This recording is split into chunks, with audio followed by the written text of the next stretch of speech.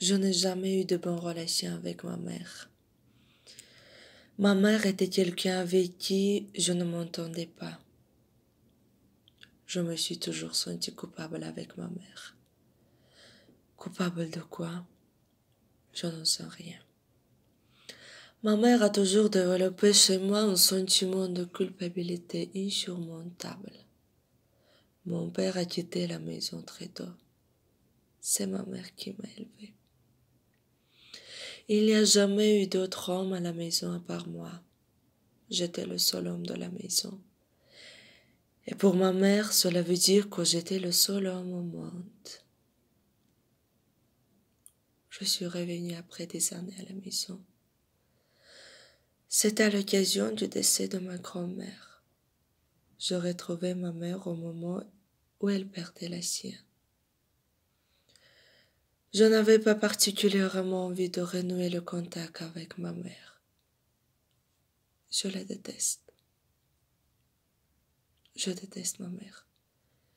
Je l'avais rejetée pendant des années. Je ne voulais plus la voir.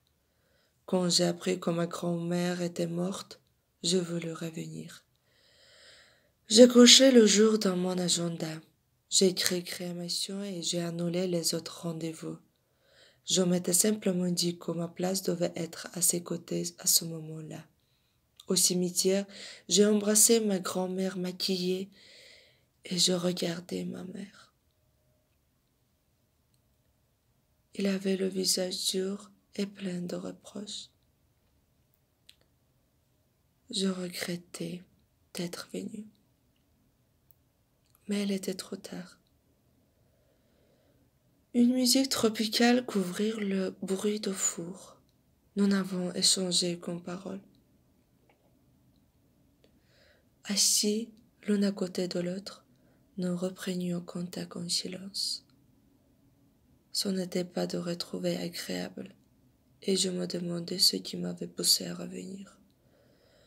J'en voulais terriblement à ma mère, et pourtant il me semble que j'attendais l'occasion de revenir. La mort de ma grand-mère était cette occasion. Nous sommes rentrés tous les deux dans ma voiture, ma mère et moi, avec l'urne. Tous les trois? Non, tous les deux. Comme je n'avais pas d'enfant, elle n'était pas plus que mère. Ma mère, c'était ma mère, et j'étais son fils unique.